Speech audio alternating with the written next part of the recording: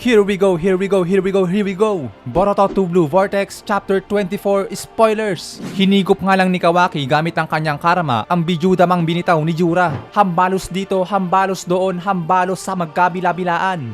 Bang! Kawaki at Boruto napaatras muna laban kay Jura. Mamen, anong nangyari? So ilan lamang yan sa mga kaaya-ayang pangyayaring naganap dito sa Boruto 2 Blue Vortex Chapter 24 Spoilers. And let's go mga men, umpisa na natin. So bali nga ang spoilers natin ngayon ay isang klase ng text spoilers. At ang unang pangyayari nga daw dito na sinasabi, chapter starts with Kawaki and Boruto flashback attack of the Hokage heads. So ibig sabihin guys, nagkaroon nga daw dito ng isang flashback or pagbabalik tanaw sa nakaraan. At mukhang yung flashback na yun ay yung pinapakita sa nakaraan din. Na kung saan ay nandito nga sila sa uluhan ng Hokage or sa uluhang estatwa ng mga Hokage. At pinag-uusapan nga ang mga sari-saring bagay. Nakaalinsabay nga nun is yung patungkol nga daw sa mga Shinju at yung about din sa limiter ni Kawaki. So something like that yung sinasabi dito na flashback mga pare, no? Pero malamang itong flashback na sinasabi ay paniguradong may mga bagong detalye dyan o mga panibagong information na malalaman natin sa susunod. But anyway guys, ang kasunod naman na sinasabi dito, Boruto gives Kawaki one of his Flying Thunder God symbol. So yun mga pare, no, para safety first, mukhang nagbigay na nga rin si Boruto ng isa sa mga ginagamit niyang symbol sa kanyang Flying Thunder God o sa Raishin. Para if any case na pwede niyang mapuntahan agad si Kawaki or pwede niyang malapitan or kahit sa ibang paggamit ay pwede niya nga rin isama si Kawaki kung saan man siya pumunta. At ang kasunod naman na sinasabi dito,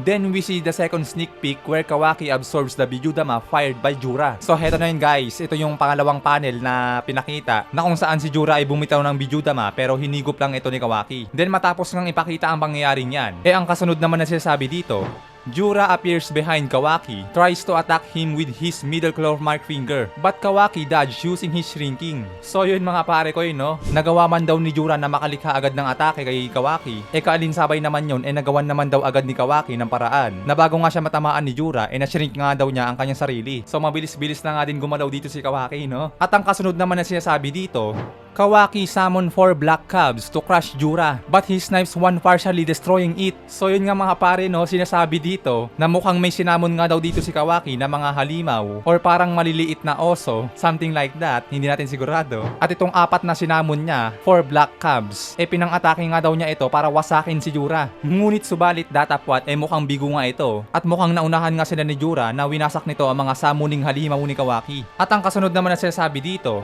Boruto gets away from it. So ibig sabihin guys na mukhang nakalaylo na dito si Boruto dahil nga masyado rin siya malapit dun sa bakbakang nagaganap kay Kawaki at Jura. At ang kasunod naman na sinasabi dito, Kawaki appears behind of Jura, uses big hand to send Jura flying away. So ayun nga mga pare ko yun, no, parang bumawi si Kawaki dito sa ginawa sa kanya ni Jura sa nakaraan. Kasi dun sa mga nagdaang chapter, diba, nung nagharap sila Jura at Kawaki, si Kawaki nga yung pinaturpit ni Jura. Then now, dito naman sa sinasabi, mukhang si Jura nga ang pinaturpit naman ni Kawaki. Pero sa kasamaang palad, ang kasunod naman na sinasabi dito, but he gets on his feet fast, tries to attack Kawaki with his claw mark middle finger, but it gets blocked by his boss staff. So yun guys, no, matapos nga daw paturpitin ni Kawaki si Jura, bigla nga rin itong nakatayo agad. Or sabihin na natin na nakabalance nga agad si Jura, at agad nga daw umatake si Jura kay Kawaki, pero mukhang nasalag nga agad ito ni Kawaki gamit ang kanyang rods. At kalinsabay naman yan, sabi naman dito, Kawaki boss staff versus Jura claw mark finger happens. Then we see the first sneak peek. So heto na yan guys, sabayang atake na dito sila Jura at Kawaki. Ito rin yung sneak peek na karaan, yung unang pinakita. Then ang next naman na sinasabi dito, Kawaki seems to able to amplify his boss staff with karma explosive power. It blew off a part of Jura's waist. So ayun guys, it means to say na mukhang hinawi nga daw o winasak ni Kawaki yung bandang baywang ni Jura. Gamit nga daw nito ang kanyang pamalo na parang napapalakas niya pa o na-enhance gamit ang kanyang karma. And speaking of karma, dito nga sinasabi sa kasunod, we see Boruto karma visible but it still hasn't lost control. So yan nga mga pare ko yun, no, magandang balita to. Dahil nga mukhang hindi lumabas si Momoshiki sa kalagayang hindi kasi maiiwasan na mag-resonate din yung karma ni Boruto sa paggamit o pag-activate ng karma ni Kawaki. Kaya good news talaga to mga sir. At matapos nga yan, ang kasunod naman na sinasabi dito, we see Amado and Sumire looking through Kawaki's eyes. So yun mga pare ko yun, no, lumipat nga ang eksena dito kali Amado at Sumire. At syempre gamit yung technology na ginamit ni Amado kay Kawaki, based nga sa sinasabi dito, mukhang minomonitor nga nila o pinapanood si Kawaki sa pamamagitan nga din ng mga mata nito. At ang kasunod na sinasabi dito, Jura takes out his book and reads it. Men, bumalik nga ang eksena dito agad kay Jura na nagsasabi na mukhang naglabas nga daw si Jura ng libro at nagbasa. Medyo bastos to mga pare. At syempre dahil nga naglabas ito ng libro, ang kasunod naman siya sabi dito, Jura reading from the book and talking. So tignan nyo kabastusan mga pare, no? At kaya nga din sa bagay na yan, dito nga siya sabi sa kasunod, Sumire is watching and is surprised, probably because Jura is not serious. So ayun nga mga pare ko yun, no? Mukhang nagulat nga dito si Sumire sa nakita niya kay Jura dahil nga sa kabila ng bakbakan nila Kawaki, mukhang hindi nga daw seryoso si Jura sa mga ginawa niya. Kumbaga parang nakikipaglaro lang ito, no? Kasi yun nga, no, sa kalagitnaan ng bakbakan, bigla nga nang labas ng libro si Jura at nagbasa. Men, bastusan talaga yung ginawa ni Jura kay Kawaki. At syempre mga pare ko, ang mas malala pa dito, ang kasunod nga na sinasabi, Jura gets protected by Mokton roots from the Divine Tree. It touches Jura and heals him. So awit mga pare, mukhang gumamit na naman si Jura ng Mokton Jutsu. At ang mas malala pa dito, itong Mokton Jutsu na to,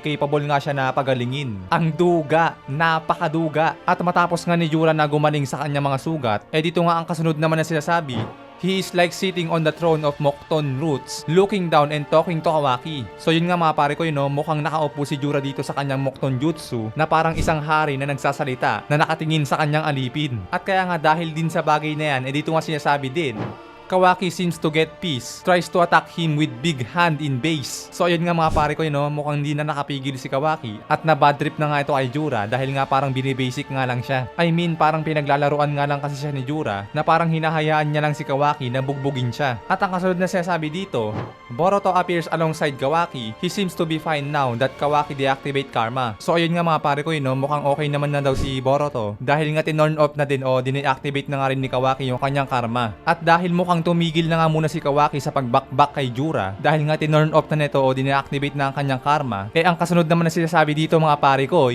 Kawaki gives Jura the middle finger. Mamen, alam nyo na ang ibig sabihin nito, hindi ko nababanggitin. At matapos ngang gawin ni Kawaki kay Jura ang bagay na yan, ang kasunod naman na sinasabi dito, Boruto seems to have teleported to the Flying Thunder God symbol along with Kawaki. So ayun nga mga pare ko yun, no? Mukhang nang dagger out nga muna dito si Boruto kasama niya si Kawaki. At ang kasunod na sinasabi naman dito, Kawaki steps on Konohamaru's face. He still has Matsuri's torn soul. So means to say guys, mukhang nang teleport nga sila Boruto at Kawaki sa lugar na kung nasaan nga sila Konohamaru. Dahil nga sinipa nga daw ni Kawaki yung pagmumukha ni Konohamaru dito. At ang kasunod naman na sinasabi dito mga pare ko, back to Kashin Koji and Ada, they have conversation, we see Mamushi. So yun nga mga pare ko, mukhang bumalik nga ang eksena dito kay Kashin Koji at Ada na mukhang muling pinakita dito si Mamushi. Si Mamushi na dating si Bag na naging Shinju na ang abilidad nga ay kontrapelo na sa abilidad ni Ada. At ang huling sinasabi nga dito mga pare ko, Jura is back to the Shinju hideout. Hidari is reading a book, talking to Jura. So ayun nga mga pare ko, matapos mag-out muna nila Boruto at Kawaki, mukhang bumalik na nga din muna si Jura sa kanyang hideout. At base nga din sa sinasabi dito, mukhang naabutan nga din ni Jura na nagbabasa na nga ng libro si Hidari. So ayan nga guys ang ating spoilers dito para sa Boruto 2 Blue Vortex Chapter 24. At para sa mas detalyado pang mga pangyayari at mga kaganapan, at dahil nga napakaraming panels pa ang hindi pinakita o hindi pinalawanag, abang-abang na lang tayo guys para sa full review ng chapter na ito. Kaya hanggang dito na muna tayo mga pare ko. Maraming salamat sa inyong panonood. Keep safe palagi. Anime Tagalog Talakayan nagpapaalam.